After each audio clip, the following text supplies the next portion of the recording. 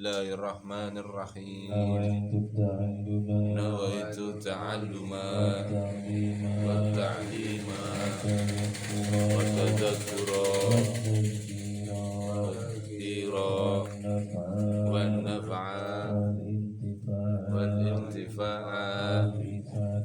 والإفادة والاستفادة والحث على التمسك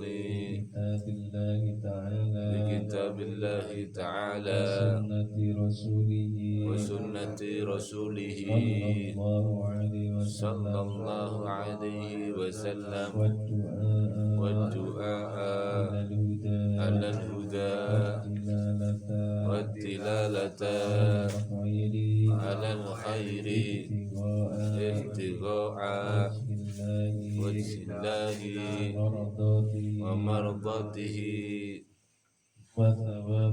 وثوابه مع اللطف والعافية وصلاح العاقبة وحسن الخاتمة.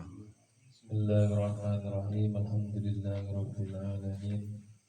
Wa bihi nasta'inu ala umuri dunya waddin. Wassalatu wassalamu ala sayyidina wa habibina wa nabiyyina wa qurrati a'yunina wa maulana Muhammadin Allahumma shalli wa ala alaihi. alihi wa ashabihi ajma'in.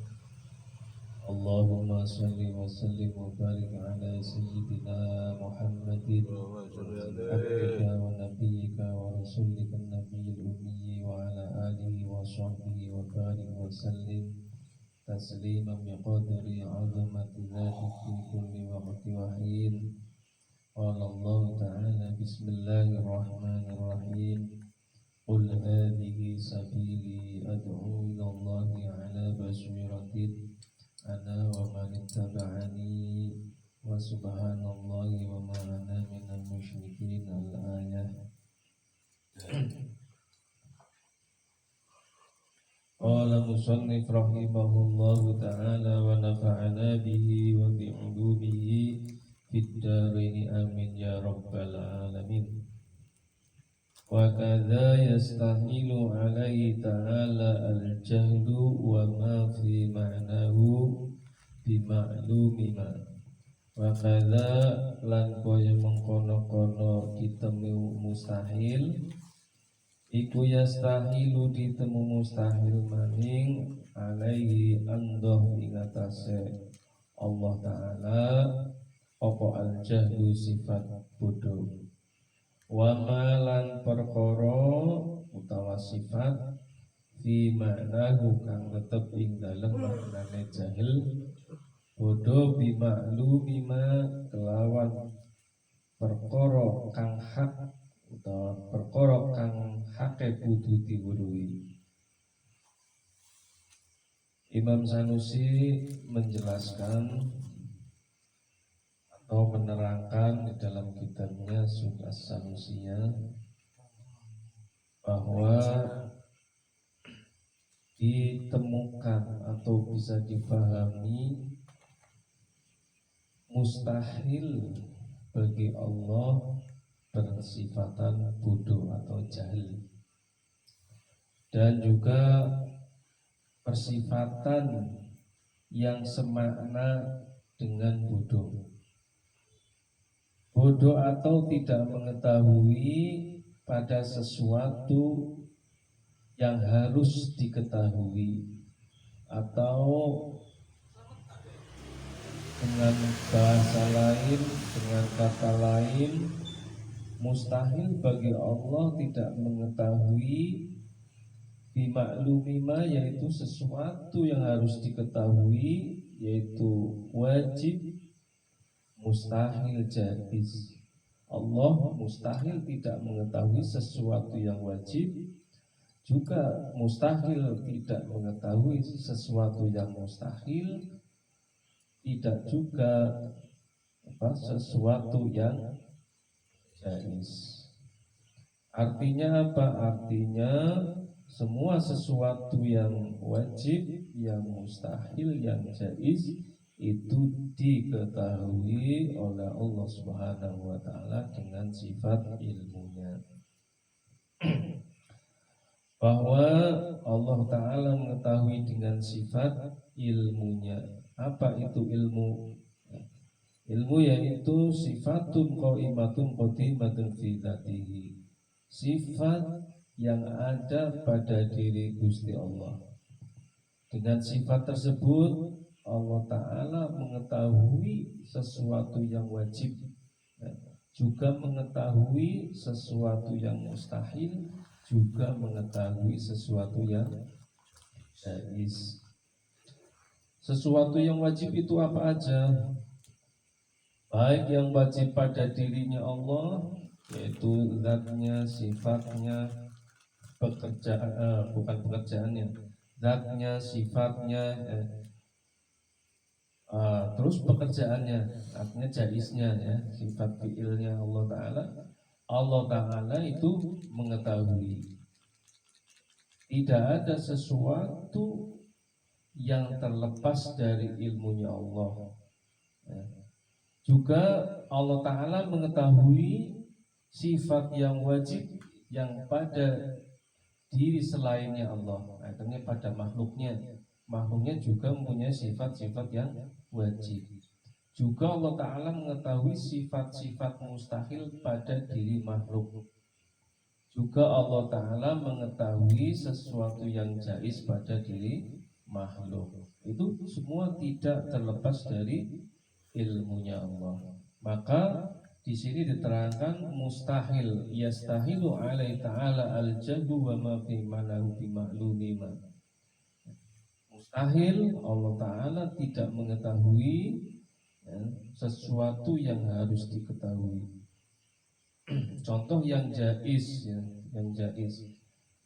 Kita ini ya, selainnya Allah itu sesuatu yang jaiz atau sesuatu yang mungkin. Itu diketahui oleh Allah semua, baik adanya atau tidak adanya, baik wujudnya atau tidak wujudnya, baik kecil atau besarnya, kelihatan mata atau tidak kelihatan mata, itu diketahui oleh Gusti Allah. Juga Allah Ta'ala dengan sifat ilmunya mengetahui rasa. Ya, kalau makanan kan ada rasa enak ya, ada rasa enak, ada rasa tidak enak, asin, asam, terus pahit dan sebagainya. Itu semua juga diketahui oleh Allah Subhanahu wa Ta'ala. Hewan-hewan yang ada di lautan, hewan-hewan yang ada di daratan, jangankan kita manusia, hewan-hewan yang ada di lautan dan yang ada di daratan itu semua diketahui oleh Allah. Baik besar kecilnya, hitungannya, satu persatunya itu diketahui oleh Allah. Jumlahnya, kita menghitung hewan yang ada pada diri kita aja nggak tahu, kadang-kadang ada apa? Ada putunya ya, ada putu, ada tengu dan sebagainya, kita tidak bisa menghitung. Apalagi yang di lautan, yang di daratan, itu Allah dengan sifat ilmunya mengetahui. Ikan yang ada di lautan, jumlahnya, besarnya, dan bukan hanya itu ya, ini untuk siapa nantinya ya, ikan atau diciptakan oleh Allah itu nantinya akan terkena pancing siapa atau jala siapa atau akan dimakan siapa, itu diketahui oleh Allah Subhanahu wa Ta'ala, walaupun itu belum terjadi. Kadang-kadang kita ya, mencari rezeki aja kita kan belum tahu ya mau dapat berapa, mau untung berapa. Tapi dengan sifat ilmunya Allah Ta'ala mengetahui semua itu, walaupun itu belum diwujudkan. Karena yang mewujudkan itu Gusti Allah. Semuanya itu diketahui. Kenapa? Karena itu ta'alluqnya ilmu perkara yang mungkinat, perkara yang jaizat itu dita'alluqi oleh ilmunya Allah Subhanahu wa Ta'ala. Artinya dihubungi, dikerjani oleh ilmunya Allah Subhanahu wa Ta'ala. Maka tidak akan terlepas semua yang ada di alam dunia ini, baik yang kelihatan mata kita, baik yang tidak kedengaran oleh pendengaran kita, itu semua diketahui oleh Allah Subhanahu wa taala. Suara-suara yang lirih, suara-suara apalagi yang kencang ya. Di dalam hati kita aja nih, apa namanya, kalau kita berkata, genjet lah bahasa kita Jawa, menggenjet, rasani dan sebagainya, itu diketahui oleh Allah Subhanahu wa taala. Apa yang akan kita bicarakan oleh mulut kita, apa yang akan kita kerentekkan oleh hati kita, ya, Allah taala itu tahu dengan sifat ilmunya. Itu dijelaskan banyak sekali di dalam Al-Quran ya. Allahu alimun hakim, wa huwa samiul basir, ya. Itu diketahui, didengar, ya, dilihat oleh Allah Subhanahu wa taala. Karena apa? Karena itu sifat-sifat yang mungkinat dita'aluki oleh sifat ilmunya Allah Subhanahu wa taala. Itu tidak terlepas ya. Maka kita tidak bisa ngumpet atau berlari atau menghindar dari Allah Subhanahu wa taala, tidak bisa. Apalagi tingkah laku kita yang kadang-kadang walaupun manusia tidak tahu, ya kan, sebisa apa kita menyimpan rahasia, Allah taala tetap mengetahui apa yang telah kita perbuat, ya, apa yang akan kita perbuat, ya, apalagi yang sudah kita perbuat, yang akan kita perbuat, ini Allah tahu. Ini si A si B mau berbuat seperti ini, mau berbuat seperti itu Allah Ta'ala mengetahui. Nah, ini kita harus imani, kita harus meyakini. Setelah kita mengerti sifat ilmunya Allah, maka kita harus atau kita wajib meyakini. Kemudian Allah Ta'ala juga mengetahui sesuatu yang wajib dengan ilmunya. Mustahil Allah Ta'ala tidak mengetahui sesuatu yang wajib. Sesuatu yang wajib itu apa aja? Contoh, Allah Ta'ala itu zatnya wajibul wujud. Tidak ada selain Gusti Allah yang zatnya wajibul wujud. Allah Ta'ala mengetahui ya bahwa dirinya, zatnya ya, itu wajibul wujud. Artinya wajibul wujud itu pasti adanya. Sesuatu yang tidak menerima tidak ada. Berarti mesti adanya. Itu zatnya Gusti Allah. Allah Ta'ala mengetahui dirinya persifatan wajib adanya. Maka Allah Ta'ala juga mengetahui ya sifat mustahil, ya selain dirinya itu selain dirinya mempunyai zat yang wajibul wujud, itu mustahil. Allah Ta'ala mengetahui bahwa selain dirinya tidak ada yang zatnya itu wajibul wujud. Allah Ta'ala mengetahui. Semua ada yang mengaku-ngaku lah, ya tetap konangan, tetap Allah Ta'ala mengetahui. Kadang-kadang kalau orang lagi jaya bahasanya, saya ini langgeng hidupnya atau seumpama gitu kan, pan urip terus, kadang-kadang kan seperti itu. Nah, itu Allah Ta'ala mengetahui bahwa dirinya itu tidak akan langgeng dengan sifat ilmunya. Terus Allah Ta'ala juga mengetahui sifat-sifat wajib yang ada pada dirinya, ya, bahwa sifat wajibnya itu sempurna, ya, tidak terhitung, ya. Tapi Ahlus Sunnati wal Jamaah ya memberi batasan kepada kita diwajibkan mengetahui sifat-sifat Allah itu 20 sifat ya, yang wajib ya, itu diwajibkan oleh hukum syar'i. Maka untuk mengenal Allah Subhanahu wa taala itu kita wajib mengenal sifat-sifatnya. Sifat-sifat wajibnya yang 20, sifat mustahil yang 20, sifat jaiznya ada 1. Ini cuman cara satu-satunya untuk mengenal Tuhan atau mengenal Gusti Allah. Tanpa kita memahami sifat yang wajib 20 atau yang biasa disebut aqaidul khamsin, ya akidah 50, ini kita tidak akan bisa mengenal Tuhan. Ini jalan satu-satunya. Karena apa? Karena kebenaran itu ya itu absolut, hanya satu, ya, di mana saja diakui yang namanya kebenaran. Walaupun ada yang mengaku-ngaku ya itu tidak benar, ya bakal dengan sendirinya seperti itu. Nah, kemudian Allah Ta'ala juga mengetahui sifat jaiz yang ada pada dirinya. Artinya sifat fi'ilnya, sifat pekerjaannya. Pekerjaannya Allah itu tidak wajib, juga tidak mustahil. Allah Ta'ala mau membuat bumi atau membuat langit atau membuat neraka atau membuat surga, atau juga mau memasukkan orang ke dalam surga atau ke dalam neraka, itu tidak wajib, juga tidak mustahil. Itu namanya fi'ilnya Gusti Allah. Bahasa kerennya wong Karang Jambi, terserah Gusti Allah, seperti itu. Taksis ya, tergantung ketentuannya Gusti Allah. Nah itu Allah Ta'ala semuanya mengetahui. Kemudian Allah Ta'ala juga mengetahui sifat-sifat yang wajib yang ada pada dirinya makhluk.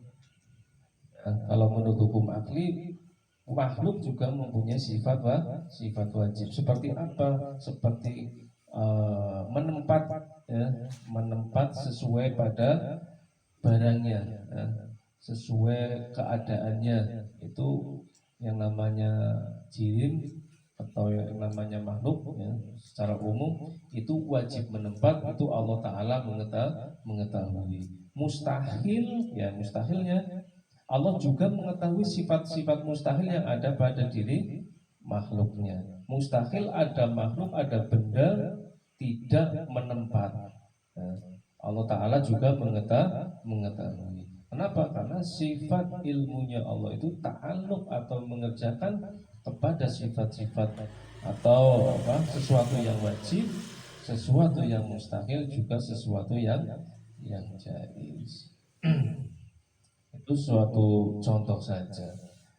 Ya, tadi yang kaitannya dengan jaiz, sifat-sifat jaiznya makhluk, ya, Allah Ta'ala juga mengetahui. Atau semuanya makhluk ini jaiz hukumnya, mungkinat, ya. Mungkinat itu Allah Ta'ala mengetahui. Jadi tidak terlepas, ya, semua yang ada di dalam langit dan bumi tidak terlepas daripada ilmunya Gusti Allah. Nah itu wajib kita mengimani, wajib kita meyakini. Kemudian tadi mustahil, ya, mustahil Allah Ta'ala bersifat bodoh, ya, itu harus kita garis bawahi, ya. Berarti mafhum mukhalafahnya berarti Allah Ta'ala wajib bersifat ilmu. Mustahilnya, ya mustahil Allah Ta'ala bersifat bodoh. Dan juga mustahil, ya, Allah Ta'ala bersifatan yang semakna dengan bodoh, ya. Contohnya apa saja? Seperti dzon, ayat dzon, wa ma fi maknahu ayat dzon wa huwa idrakut tarfi ar-rajih. Dzon itu bahasa Karang Jambunya itu nyangka, ya, penyana. Ya. Nyangka itu apa sih? Ya. Itu yang namanya dzon, menemukan atau nyangka, menemukan atau memahami sesuatu, ya, sesuatu itu tidak yakin, ya. Yang namanya dzon itu sesuatu penemuan itrof, arah yang diunggulkan oleh dirinya sendiri, itu namanya dzon. Contoh seperti kemungkinan orang itu baik sama saya, atau seperti itu di dalam rumah kemungkinan besar ada orangnya karena ada sendalnya, seperti itu. Karena ada sendalnya di luar rumah, kemungkinan besar ada orangnya. Itu namanya dzon. Tapi kan belum tentu ya, belum tentu di dalam rumah itu ada orangnya. Itu namanya dzon. Itu mustahil Allah Ta'ala itu persifatan seperti itu, persifatan dzon, penyangka. Mungkin malaikat saya nurut sumpama. Nah itu tidak begitu ya. Tidak seperti itu. Kalau namanya mungkin malaikat itu menurut sama saya sumpama contohnya, nah itu namanya dzon ya, tidak benar-benar mengetahui ya.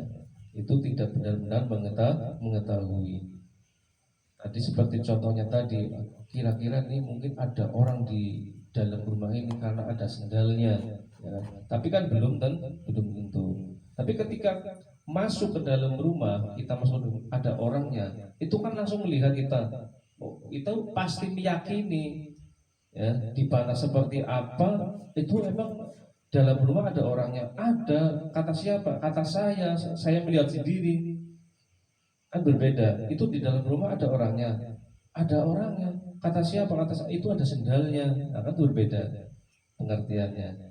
Kalau kita melihat cuma ada sendalnya, itu kan baru tanda-tanda, bisa jadi ada, bisa jadi enggak ada. Itu namanya penyangka atau dzon. Tapi ketika kita melihat ada orangnya, memang benar-benar ada, mata kita melihat, itu bukan dzon lagi. Itu namanya ma'rifat.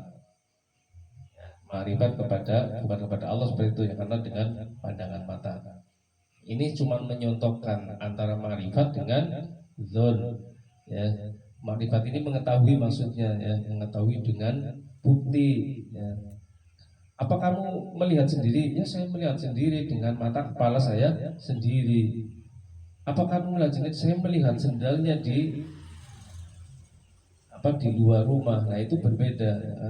Itu suatu perbedaan antara dzon dengan makrifat. Makrifat itu benar-benar mengetahui atau melihat ya dengan bukti, dengan kenyataan ya, bisa dipertanggungjawabkan. Tapi yang namanya dzon tidak bisa dipertanggungjawabkan.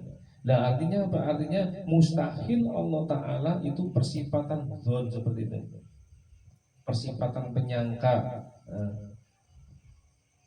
Artinya tidak mengenal sesuatu yang wajib, sesuatu yang mustahil, sesuatu yang jaiz ya, dengan haknya ya, dengan sebenar-benarnya, karena itu namanya dzon. Itu mustahil bagi Allah Ta'ala.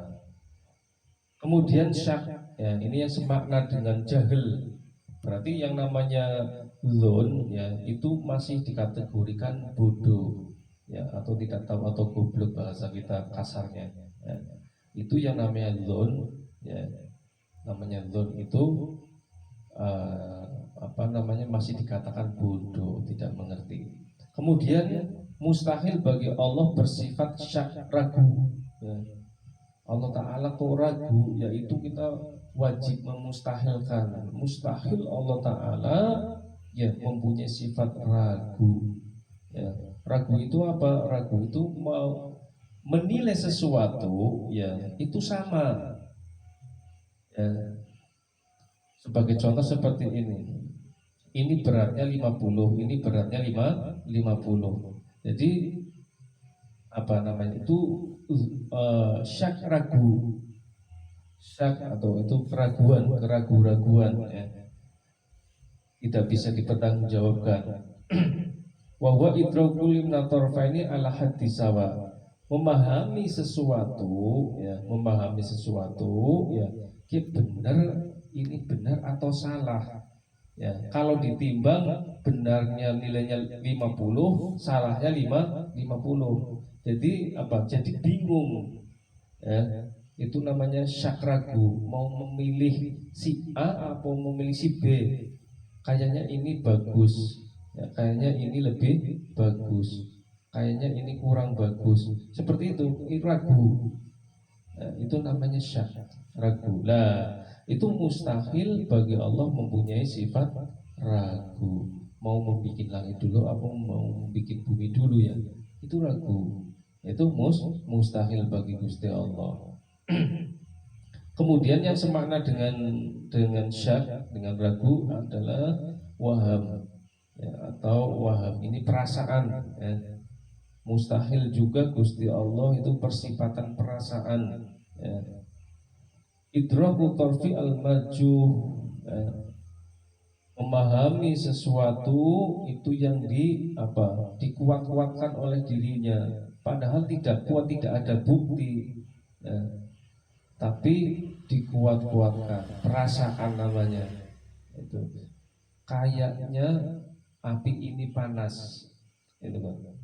Kayaknya yang merobohkan tiang listrik, atau yang merobohkan bangunan, atau yang merobohkan pohonan itu angin besar. Itu namanya waham, perasaan. Ya, itu menemukan sesuatu yang tidak sebenarnya, memahami sesuatu tidak sebenar-benarnya, ya. Itu juga masih dikategorikan bodoh, tidak mengetahui sesuatu yang hak, yang sebenar-benarnya, yang harus diketahui, itu namanya masih bodoh. Nah, itu mustahil bagi Gusti Allah, ya, mempunyai sifat waham, perasaan, ya. Kalau tidak digambarkan seperti ini perasaan. Kalau kita mengukir sesuatu, batulah, ya, mengukir batu, ya, kita jadikan patung, jadikan patung, dicat sedemikian rupa, dibentuk sedemikian rupa sehingga persis dengan orangnya, kan, menggambar batu. Lalu lalu perasaannya itu terenyuh, ya kan, wah, orangnya sudah nggak ada, melihat batu itu nangis umpama. Nah, itu namanya waham, perasaan. Padahal batu yang membuat yang mengukir dirinya, ya kan, yang mengecat, yang pokoknya yang membentuk sehingga seperti orang yang digambarkan. Sumpama orangnya sudah tidak ada. Dilihat sampai mengeluarkan air mata. Kok kamu mengeluarkan air mata? Iya, saya sedih mengingat orang ini, sampai seperti itu. Dipegang lagi kan. Padahal itu batu. Itu namanya perasaan.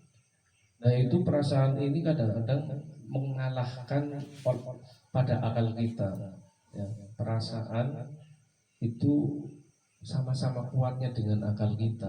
Kalau akal kita tidak kita asah, itu kita kalah dengan perasaan kita. Makanya kalau kita hidupnya dipenuhi dengan perasaan saja, yaitu susah bahagia. Walaupun manusia yang fitrahnya mempunyai perasaan, ya, seperti itu. Jadi jangan sampai perasaan kita mengalahkan akal kita. Maksudnya seperti itu. Kenapa? Karena yang akan mengenal kepada Tuhan itu, mengenal kepada Rasul itu akal kita. Maka yang diwajibkan menjalankan hukum syar'i, yang diwajibkan menjalankan perintah-perintah Allah, yang diwajibkan meninggalkan larangan-larangan Allah, itu adalah orang yang berakal, bukan orang yang berperasaan. Seperti itu. Artinya walaupun kita sudah belajar hukum akli, ya, tapi bukan berarti kita harus membuang perasaan kita, enggak. Kita harus jeli, ya, memetakan mana hukum akli, mana hukum adat. Ya, yang namanya hukum adat itu perasaan, ya. Artinya kalau hukum adat, ya, itu tidak bisa nantinya, tidak bisa untuk pegangan, untuk keyakinan tidak bisa. Tapi jalankan saja, itu fitrahnya manusia. Tapi kalau hukum akli, setelah kita memahami sesuatu, ya, memahami sesuatu yang wajib, mustahil, jaiz, setelah kita memahami, maka itu menjadi satu keyakinan. Kenapa? Karena mengenal Allah Ta'ala, mengenal Rasulullah, mengenal makhluknya, ya, mengenal makhluknya, sifat-sifat makhluknya itu dengan hukum akal. Maka itulah yang harus kita asah, itulah yang harus kita pegang untuk menjalankan hukum syar'i, ya, untuk menjalankan apa yang diperintahkan oleh Al-Quran, yang diperintahkan dalam hadis, itu tidak terlepas daripada akal kita, hukum akal kita. Makanya yang diberi wewenang, yang diberi mandat itu orang yang berakal untuk menjalankan apa yang terisi, apa yang terkandung di dalam Al-Quran. Itu hanya orang yang mempunyai akal saja. Kemudian ini biar ya. Wa ma fi ma'nahu bi ma'lumima wal mautu was-samam wal ama wal bakam. Saya saja ya biar agak cepat. Wal maut was-samam wal ama wal bakam. Kemudian kita juga harus memustahilkan, ya. Setelah kita memahami sifat mustahil, bahwa mustahil Allah Ta'ala persifatan bodoh, kita juga harus memustahilkan bahwa Gusti Allah itu mati. Mustahil Gusti Allah mati. Kita harus tahu, kita harus mengetahui bahwa mustahil Allah Ta'ala itu persifatan maut, mati, ya. Artinya apa? Artinya wajib bagi Allah persifatan hidup atau hayyun, ya. Itu mustahil bagi Allah persifatan mati. Wasomam, terus mustahil bagi Allah persifatan somam budek, ya. Wal ama wal bakam, terus mustahil bagi Allah persifatan buta dan bisu. Nanti insya Allah malam Senin yang akan datang, insya Allah kita bahas bersama-sama. Nah ini sudah mungkin kelamaan ya, jadi saya akhiri saja. Wasamam wal ama wal bakam wa adadu sifatil ma'nawiyah wallahu a'lam bishawab. Al-Fatihah. Bismillahirrahmanirrahim. Alhamdulillahirabbil alamin. Ya kana Shiratal ladzina an'amta 'alaihim Ya Rabbana tarafna bi annana tarafna wa annana asrafna la asrafna fatub alaina tawbatan li kulli hawba wastur lana al-awrati wa amini rahati waghfir li walidina rabbi wa mauludina wal ahli wal ikhwani wa sairil hilani wa kulli dhi mahabba aw jiratin asumba wal muslimina ajma'ina rabbi isma fadlan wa juda manna la biktisabi minna bil mustafa rasuli nahdu bi kulli suli salla wa salam rabbi alaihi addal haddi wal ali wal ashabi adada tasisubi walhamdulillahi fil badi wa talahi subhana rabbika rabbil izzati amma yasifun wa salamun al mursalin walhamdulillahi rabbil alamin wa billahi taufiq. Wassalamualaikum warahmatullahi wabarakatuh.